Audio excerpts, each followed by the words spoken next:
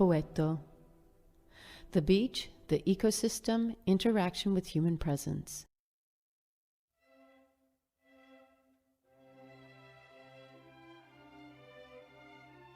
During this stop in Poetto, you can listen to track 13. It will last about 10 minutes.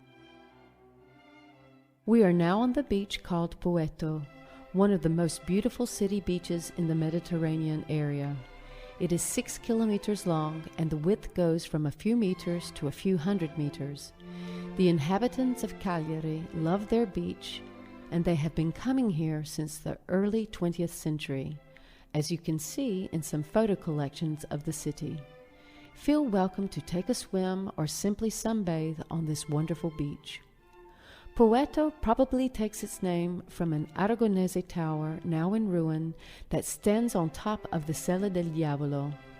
The tower was called the Tower of the Poet, or more likely, the Tower of the Poetto, Tower of the Well in Catalan. Poetto is also an environmental place of interest. As you can see, the beach is a sandy strip that separates the sea from salt marsh. Its soil contains a great percentage of salt, and this allows the growth of just a few plants that adjusted to this condition. The vegetation is a signal of the salinity in the soil. Where it is not very salty, we can see reed thickets and ornamental plants in gardens. Where the ground is barren, we can only see greenish-gray bushes of A triplice alimo. And near the salt works, only the common glasswort managed to adjust.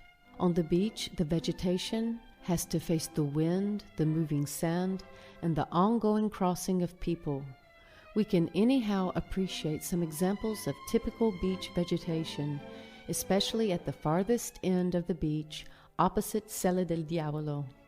There are tufts of reed with sharp points, and they help form small sand dunes on the beach.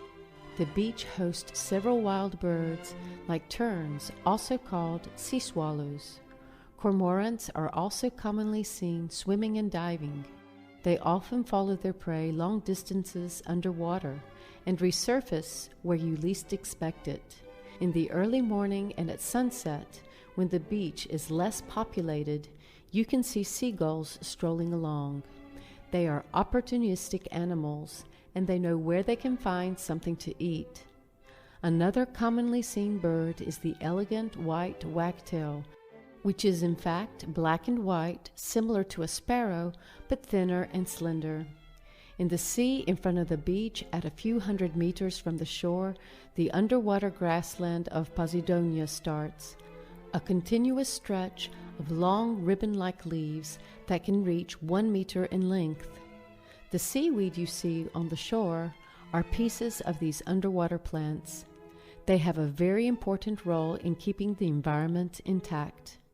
Many fish species find refuge and food among these leaves in spite of the strong human presence.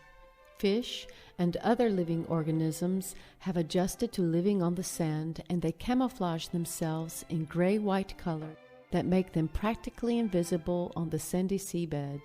Soulfish, red mullets, octopus, and starfish are a regular presence here.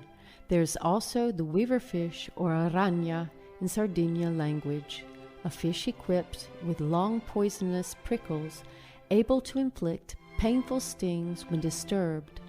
Luckily, the antidote for its poison is heat.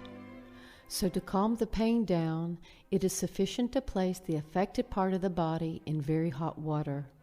The water in Poetto is always clear, and this gives you the opportunity to see all the dwellers of the stretch of water, small striped bream near the shore, and large schools of mullet. You can now turn off the audio guide and move towards the salt works behind the beach.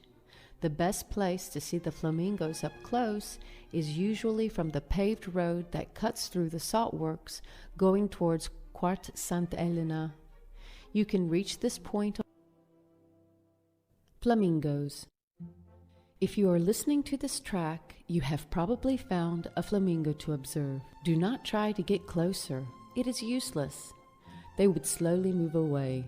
It is better not to move, or better yet, sit down if you can and observe them quietly. Flamingos are the most famous inhabitants of these ponds, and it could not be otherwise. Even if you are not fond of nature, you will be charmed by them. They are among the biggest flying birds in the world. They are about 150 centimeters high and live in groups of thousands of specimens. And here they literally fill the ponds from time to time. They are present all year round in Cagliari, but their number varies. They move from Molentargius to Sant'Agila and to other wetlands in the Mediterranean and Africa. The ponds in Cagliari are an important habitat for these birds. In some periods, as many as 15,000 are hosted here. The first thing you will notice is that when they are on land, they are not pink but white. The pink feathers are only on the wings, a very bright fuchsia, almost red.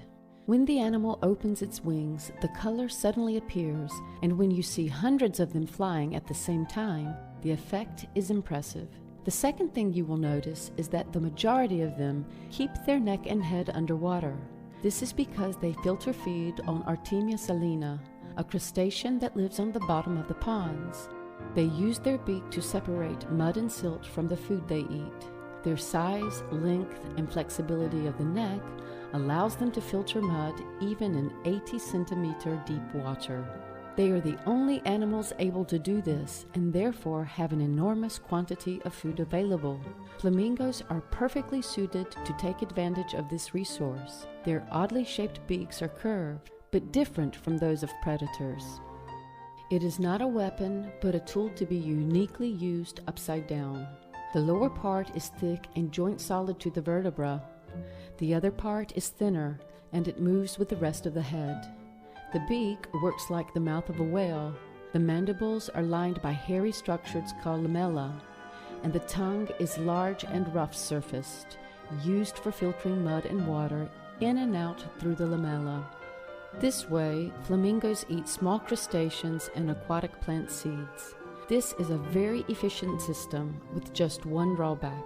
When feeding, the flamingo cannot see what is happening around it, or better, one single flamingo cannot see what is happening. But in a group feeding, there are always a few checking the situation with the head and neck straight. From its 1.5 meter, it has a good view. If anything worries or disturbs the sentry, the others are quickly alerted, lift their heads and slowly move away, or rapidly fly away together. It is very unlikely for a group of several flamingos with watchful eyes to be taken by surprise by a menace. And even more, not many predators attempt to catch adult specimens. Their size and the fact that they live in groups is an excellent deterrent. Their habitat also gives good protection. They move around large swamps in fairly deep, muddy water, which would become a trap for any other animal. In spite of their size, they are very light. Even the largest ones weigh no more than 10 kilos. The flamingo call is astonishing. It reminds one of that of geese or ducks, except that they do not worry about being quiet. On the contrary, you can hear them from hundreds of meters. Even when flocks fly over the city in big V formations, you can clearly hear them from the ground. In flight, flamingos do not fold their necks and legs, for example, as herons do, but they fly with their neck and feet stretched out, reaching 100 centimeters from the tip of the beak to the feet.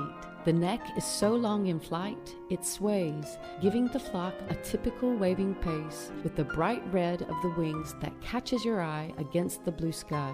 Flamingos nest in groups on small islands or strips of land rising out of water in the middle of the salt marshes. Every pair builds a cone-shaped nest out of mud. Females lay one single egg. Young flamingos hatch with gray plumage and are easily visible among the white and pink adults. In Sardinian language, flamingos have different names. In the Cagliari area, they are called sumangoni, and it refers to all waders. The most interesting name is the one used in the Oristano area, where they are called Sagente Rubbia, which means the red people. This has a great symbolic meaning. It says that these wonderful animals have the same status of equal dignity as the human inhabitants, a people apart, able to fly, whose name deserves respect